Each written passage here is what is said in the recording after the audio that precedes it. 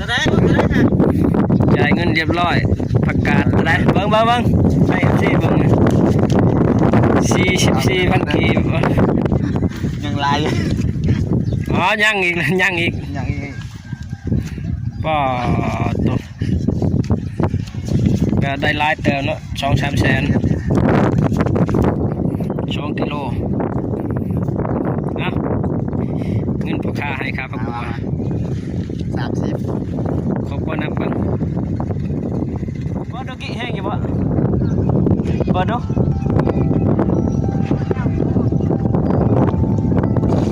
โอ้ย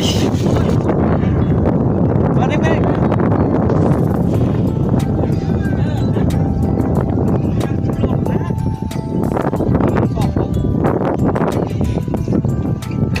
ทอรุดท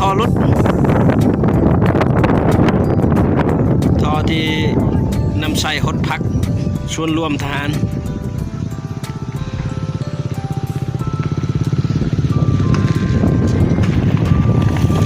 ใช่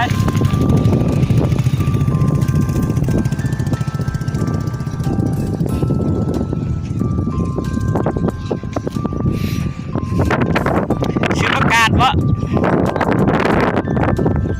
มือนาชิคายังน้อยพักบ้องว่าหกบ้องย่างกว่ามือนาคนละบ่มาย่างแล้วคันเรื่องเขาปกหน้ามืดพูดอันนี้ก็เข้ากับโยนี่แหละจักของใคร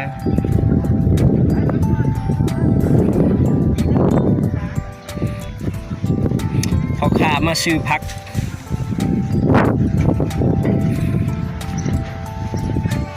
เบิ่งนะเบิ่งสร้างเพิ่นแป้งได้ก่อนก็เป็นได้เลยนี่มันรุดมันหรือว่าขาดก็สิแก้ไขในต่อใหม่บ่หรือว่าสร้างเพิ่นกำลังสิต่อไปเนาะท่านผู้ชมได้อันนี้มันเฮาใส่หดพักเนาะหดพักประจำชื่อจักปีละได้เนี่ยสร้างพอแล้วบ่3 ปี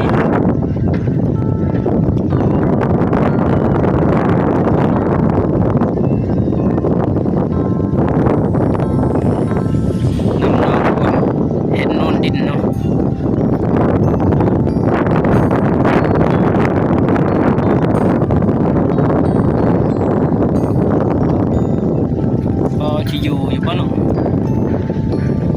อยู่ดอกเชียวซาน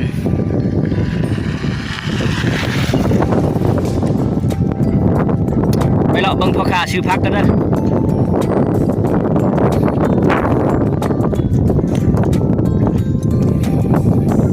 มาเลาะบังพ่อค้าชื่อพักกัน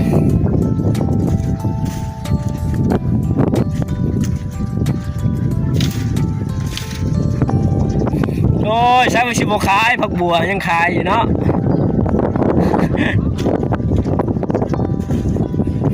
ตอนนี้พ่อค้ามาซื้อผักเนาะผักบัวผักกาด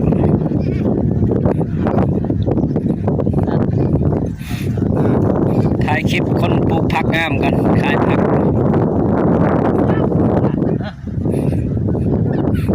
ใบมันบริสุทธิ์ที่เรามีแต่เอาทั้งหัวมันถูกขายง่าย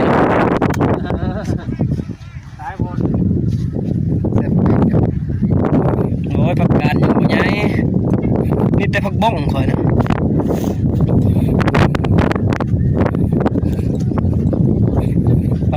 ต้น2 งานน่ะนี่โล60ก็ได้มันทับซื้อเป็นโลเนาะโลเท่าไรเลยซื้อโล3,000 กีบโอ้นักเติมเนาะ2-3 เงาก็ได้แล้วเนาะมาเบิ่งนี่จักเงา2, 3, 4, 5 เงาโลเนาะ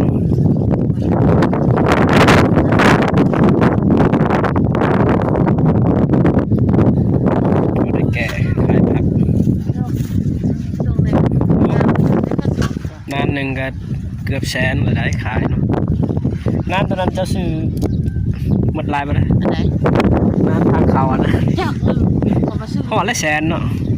โอ้มาขายคนอื่นเลยฮอดได้ ของเรา2 หัว 3 หัวก็ได้ละโล เอ นะ อนะ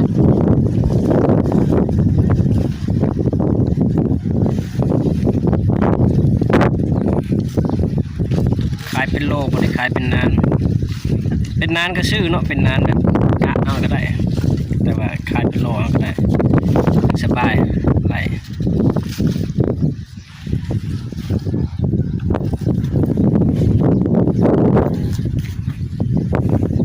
โลนึง อ่อน 2 4 6 7เงามันนั่งน้อยเนาะโทษบ่ใหญ่บ่ได้เนาะ โอ้มันเนาะ กับปลาดีเนาะตัวนี้ตัวแก่กับตัวอ่อนเนี่ยตัวได้ดีกว่า แมงกินแล้วก็นี่แมงไปกอง มันอยากชอบ แมงลงหูเลยแล้วแหละตัก กันปะไว้โดนยังเป็นฟองเลยเนาะ ได้ขายขายรูปถูกไป วงเนาะพอได้เกิดไก่ ไอ้ช่วงมันจะได้เลย ชื่อเธอหนึ่งจักโลเที่ยวหนึ่ง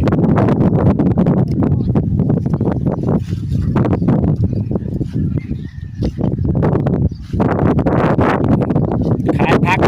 มีบ่พักค่ะคือว่าลงสวนคู่มืออยู่ลงมายังเลาะเบิ่งซื่อๆเนาะ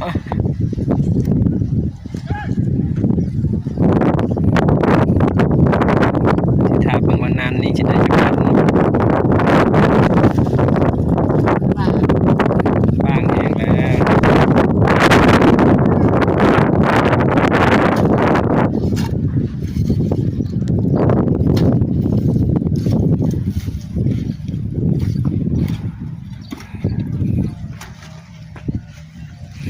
โอ้ยเลาะบังมักถั่วเขาก่อนหมากละบอนขอกินหน่อยเด้อหมากหนึ่งเด้อปลูกมือนาชิแทนดอกย่ำดุ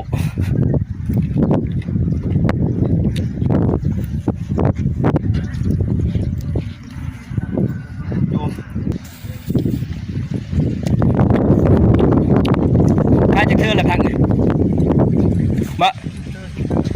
พอโตได้ละ100,000 200,000เนาะนี่แมนเพิ่นกำลังแบ่งขายผักบัวเนาะ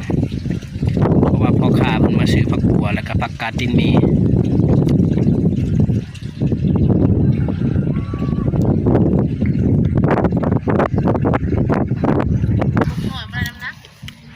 เจ้าไปขายอยู่ตลาดเบยหรือว่าคันชม ขนาดแรก คันชมก็ว่าจะไปขาย โอ้ขายโลแต่ละขายตะกี้เมื่อกี้จะทำหนึ่งหรือยังบ้าง เพิ่นไปขายต่อโลกำไรโลละพันเนาะเขาบ่หลาย ตลาดอีก ค่าตลาดนี่ก็เราได้เชียร์เนี่ย อีได้อีกันบอกอีน้ำมันอีกเก็บอีได้ ค่าพากรถอีกเนาะหลายอย่าง เชียร์อีกนะ โอ้ หลายอย่างเนี่ย บ่เฮ็ดหยังกัน ของน้ำเขาจะเอากับพันกีบมันได้ขึ้น2,000 เดี๋ยวนี้หันได้ โอ้ ป้าห้องน้ำก็ขึ้นเพิ่นก็ขึ้นไปตาม ทำไมกันเอากับพันนึง2,000ปีทำไมค่ะมีอะไรได้เป็นเอากับพันหลายอย่างเนี่ยนะ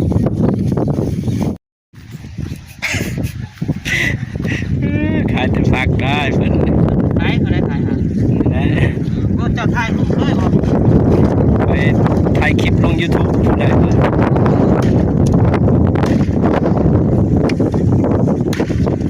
โอ้ยล่างคักเลยเนาะไปส่งมื้อนี้แล้วบ่ไง ก็แหละนางขายอยู่ตลาดนั่นแหละ โอ้ตบคิดได้ว่าไปเลยส่งเลยก็มาแล้ว บ่ ขายสับมุก ไปขายเองเบิดเอาไว้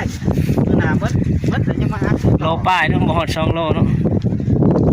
เอาแม่มาเอาเงินเนี่ยสนใจายเงินเลยนะ ก็เลยมีหน่อยมีทอดเอง มีอยู่แล้วเป็นขายไก่ ไก่ก็ได้ขาย บ่ทันได้ขายไก่เนี่ยบ่ ตัดสินค้า บ่ไปขายใช่ไหมที่ขาย เอา อ๋อบอกแซงวันรถพามาถึงแม่ ไก่ยังไก่ลาดธรรมดานี่ขายกันดี ขายเราใช้โตแสนหา โต แสน เท่าไหร่ โอ้ยไก่น้อยนะตัว25,000 ทำได้มั้ย ขายแล้วเนี่ยเจ้านี่เขาก็ไปขาย7-8โตใครก็จะขายเขาจะขาย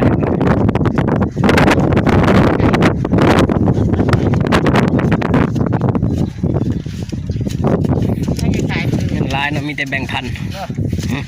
เบิ้งเจ้า ถ่ายคลิปด้วยถ่ายคลิปแล้วเจ้าเขาเบิ่งเห็นแล้วในช่องเลยจ่ายเงินเรียบร้อยประกาศอะไรเบิ่งให้สิเบิ่ง44,000 กีบ ยังลายเลย ก็ตอนนี้มันเงินขายผักก็จะผสมเงินขายผัก ผักไข่ไก่อ๋อยังอีกอย่างนี้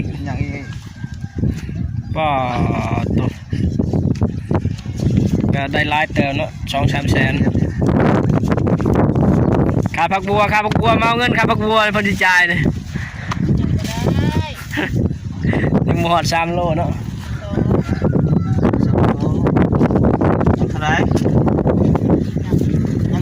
ยังตัวนี้อีกสองมาเอ็ดลูกค้ายากค้าชาเลยผมปวดใจเอาอีกยังบ่พอ เลย ยังเจอน้อยกว่า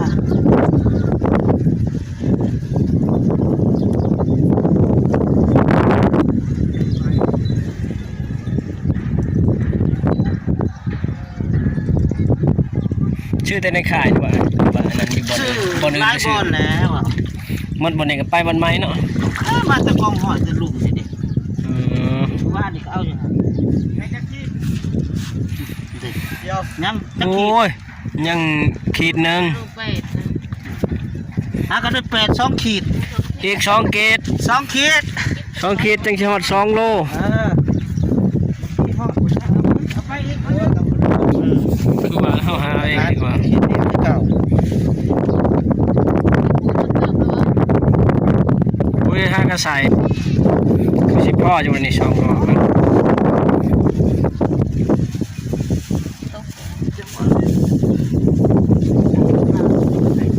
หมอกระตุกจนจำใกล้ระบาดนะมันพ่อเลยนะเอาพ่อยังได้1 ปัญญาอะไรให้เรา ไม่ยากหรอกหลบนี่พอดีปรับ ปรับเลย พอดี พอดีนะ พอดีแล้วมาหับเงินครับเอาให้แน่ โอ้ไม่อยากหับอีกแล้ว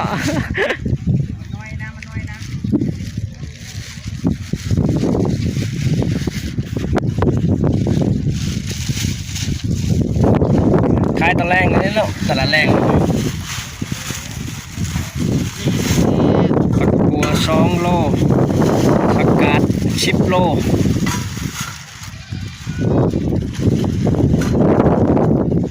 ผักบัวโล 7เปิดโล 15บ่โอ้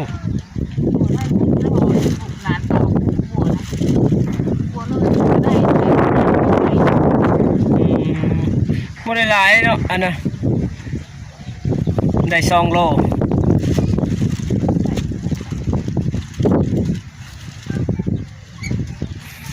2 โลก็30,000 กีบ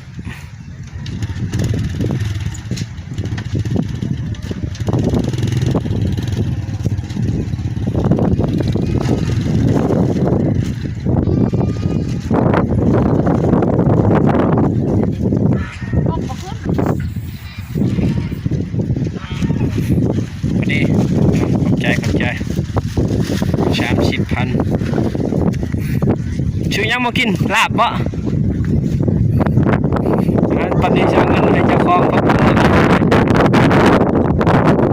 รับเงินให้เพิ่น30,000 กีบ2 กิโลนะเงินพ่อค้าให้ค่าผักบัว 30 ครบบ่นับกัน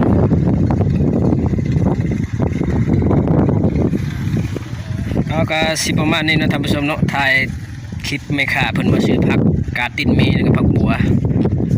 ก็ สิปิดคลิปเพียงเท่านี้เนาะฝากกดไลค์กดแชร์กดติดตามให้ได้เด้อเพื่อเป็นกำลังใจเฮ็ดคลิปต่อไปโอกาสหน้าสิถ่ายท่านผู้ชมเบิ่งใหม่ขอขอบใจ